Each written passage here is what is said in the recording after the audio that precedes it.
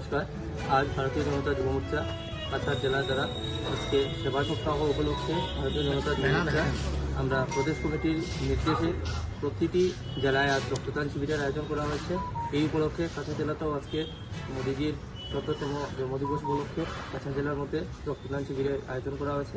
আজকে রক্তদান শিবিরে আমাদের সহযোগিতায় ছিলেন কাছাড় ক্যান্সার হসপিটাল, তার সঙ্গে বরাবরই ব্লাড ডোনার, আমাদের কাছাড় জেলার প্রতিটি মণ্ডলের কার্যকর্তারা এবং ভারতীয় জনতা পার্টির বিভিন্ন স্তরের কার্যকর্তারা এখানে এসে রক্তদান স্বেচ্ছায় রক্তদান শিবিরে যোগদান করলেন।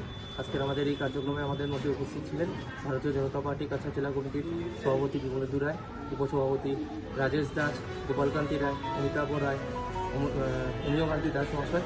তাছাড়া আমাদের মধ্যে কাছাড় জেলা কমিটির 2 সম্পাদক এই সৌমিত্র কুমার দেব বাপ্পি মহাশয়, উনি আমাদের সাথে উপস্থিত ছিলেন। তাছাড়া আমাদের মধ্যে আজকের এই কার্যক্রমে উপস্থিত ছিলেন সাধারণ সম্পাদক অগ্রজিৎ চক্রবর্তী এবং শিলচর বিধানসভা চক্রের সম্মানীয় বিধায়ক মহাশয়, পূর্ব বিধানসভা সমষ্টির সম্মানীয় বিধায়ক কৌশিক নায়ক মহাশয়, উপস্থিত ছিলেন উদারবন বিধানসভা সমষ্টির সম্মানীয় বিধায়ক মীরকান্তি সোম মহাশয় এবং আমাদের শিলচর লোকসভা আসনের মাননীয় সাংসদ পরিমল চক্রবর্তী।